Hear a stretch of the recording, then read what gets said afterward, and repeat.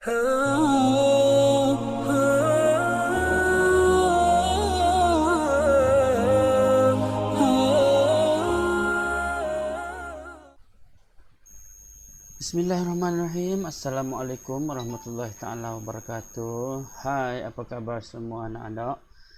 Pada kali ini kita bertemu lagi di channel Abu Haris bersama saya Ustaz Muhammad Hafiz bin Muhammad Saleh. Mana sikit kan? Jadi dah. Okey. Dan saya daripada Sekolah SK Kerajum Berpahang dan boleh lawati channel YouTube saya ialah www.youtube.com/abuharis. Okey, untuk mendapatkan video selanjutnya lah berkenaan dengan pendidikan Islam, tahun 4 dan perkara yang lain lagi. Okey, pada kali ini kita bertemu lagi untuk membicarakan tentang tajuk minggu kelima tahun 4 pendidikan Islam. Okey, pada hari ini mari bersuci adalah minggu yang kedua. Dan minggu kelima ini akan dapat memenuhi objektif yang ini pada minggu kelima ini, iaitu pertama sekali menyusun cara bersuci daripada najis mukhaffafah, mutawassitah dan mughallazah dengan betul. Keduanya menghuraikan 4 daripada kepentingan bersuci dalam kehidupan seharian. Okey, apa itu pengertian najis?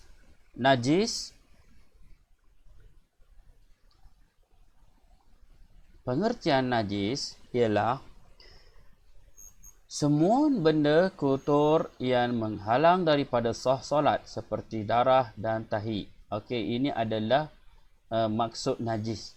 Mana perkara yang boleh membuatkan seseorang itu tak boleh solat. Maknanya kalau ada kena najis dalam solat sekalipun, solat itu tidak sah. Pengertian bersuci: membersihkan tubuh badan, pakaian dan persekitaran daripada najis dan hadas. Ketahui bahasanya najis adalah perkara maujud dan hadas adalah perkara yang kita perlu lakukan bagi menyucikan perkara hadas itu mengikut agama Islam. Okey, maknanya seseorang itu bila dah membuang air kencing, membuang air kecil, dia tak boleh sembahyang lagi kecuali dia telah mengambil wuduk untuk mengangkat hadas kecil. Hadas besar untuk mengangkatnya dengan mandi wajib.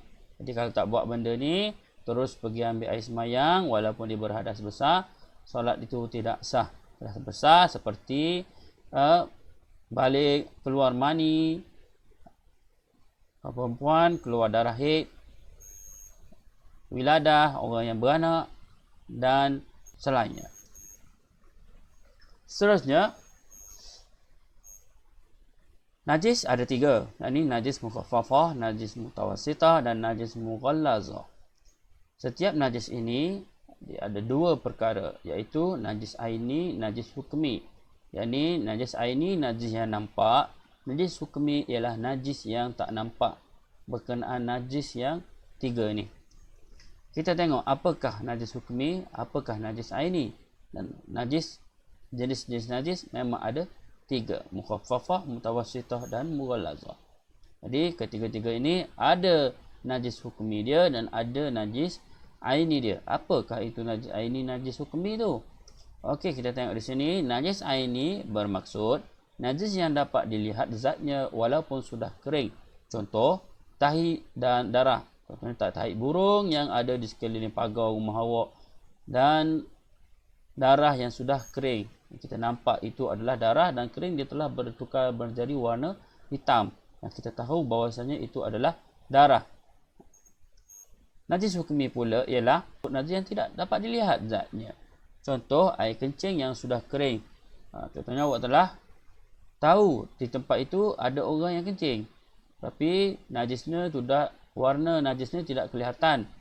Okey, jadi kita tidak nampak dan dia berbau. Ada keadaannya tidak berbau, tapi kita tahu tempat itu adalah telah terkena najis. Jadi najis itu adalah najis hukmi, najis yang tak nampak.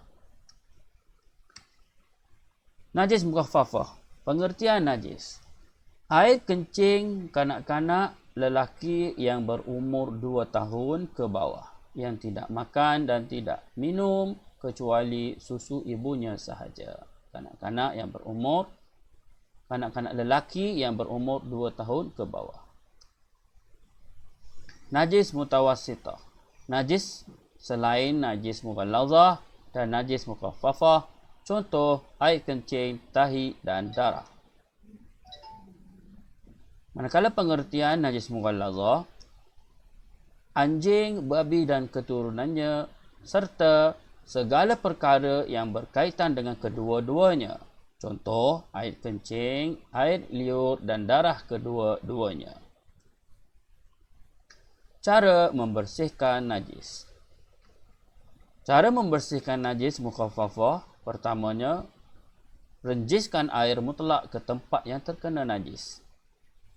Seterusnya, kalau awak mahu tempat itu kering, awak laplah dengan kain yang bersih. Keduanya, cara menyucikan najis mutawassithah. Yang pertama, hilangkan najis yang terkena pada badan, pakaian atau tempat.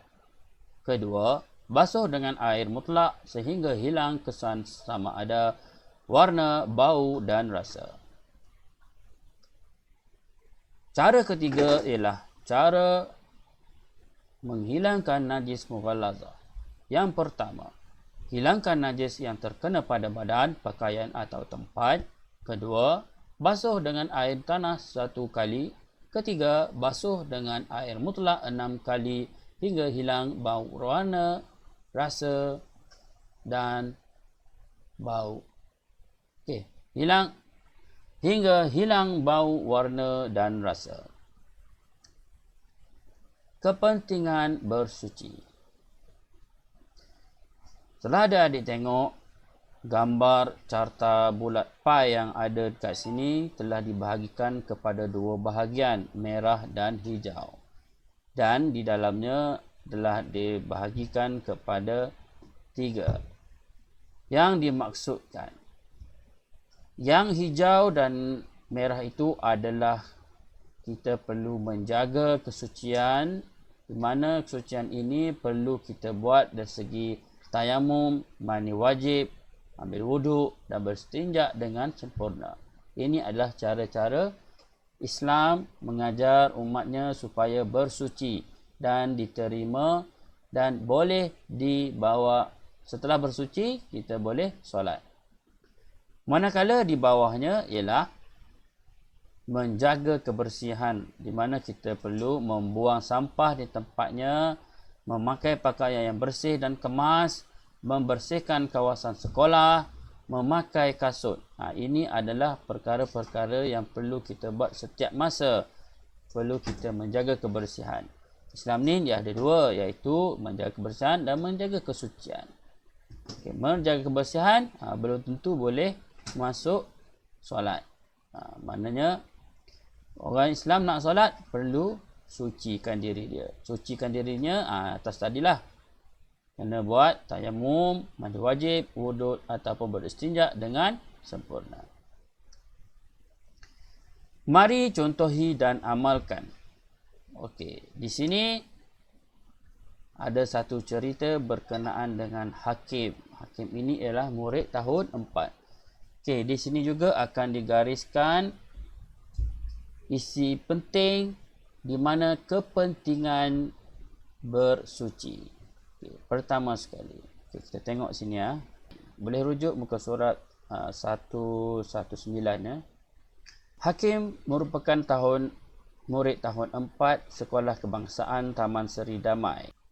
Beliau telah dinobatkan sebagai tokoh murid 3K, kebersihan, kesihatan dan keselamatan. Penampilan yang kemas, menutup aurat serta bersih melayakkannya untuk menerima anugerah tersebut.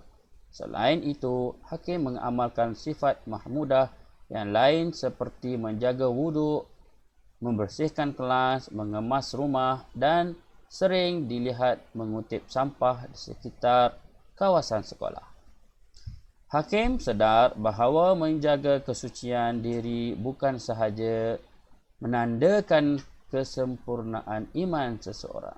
Menandakan kesempurnaan iman seseorang. Ini adalah kepentingan yang pertama. Kedua, tetapi cerita hakim lagi tersambung, tetapi amalan tersebut juga mempunyai kepentingan dan faedah yang baik.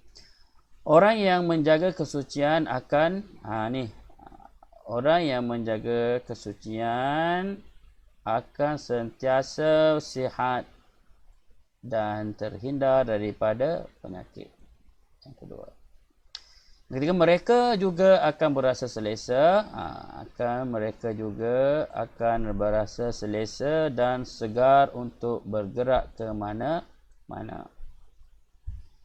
Okey, seterusnya, selain itu, dengan menjaga kesucian diri, ibadah pengamalnya bukan sahaja diterima Allah, malah mendapat pahala. Okey. Ibadah pengamalnya diterima Allah dan mendapat pahala di sisinya. Imej umat Islam juga dipandang mulia oleh penganut agama lain. Ini yang keempat. Imej agama Islam juga dipandang mulia oleh penganut agama lain. Okey.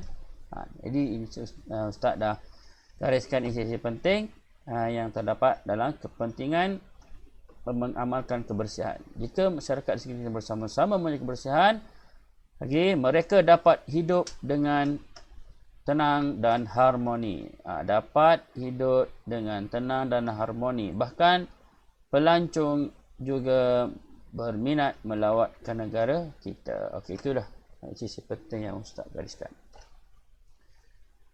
Okey, itu sahaja pada kali ini. Diharap adik-adik dapat mengamalkan kebersihan jasmani dan rohani.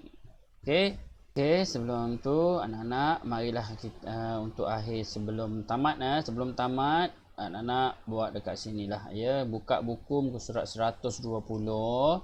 Okey, jawab soalan 1 dan 2 sahaja. Buat dalam buku tulis. Isikan jadual yang kedua ini. Yang pertama sekali, buat dalam buku tulis makna najis mukhaffafah, najis mutawassithah, najis mughallazah. Yang keduanya, lengkapkan jadual di bawah dengan contoh kamu sendiri. Maknanya awak telah berpengalaman untuk membuat contoh najis mukhaffafah, najis mutawassithah dan najis mughallazah. Okey, boleh tanya contoh-contoh ibu bapa ke siapa ke yang terlibat untuk membuat soalan yang kedua ini. Okey, itu sahaja daripada saya. Sekian. Syukran. Barang soalan boleh cari Ustaz di FB Muhammad Hafiz ataupun email mhafiz835@gmail.com. Seterusnya, jangan lupa untuk subscribe channel saya sehingga bertukar menjadi warna kelabu dan tekan loceng. Okey, itu sahaja daripada saya. Assalamualaikum warahmatullahi wabarakatuh.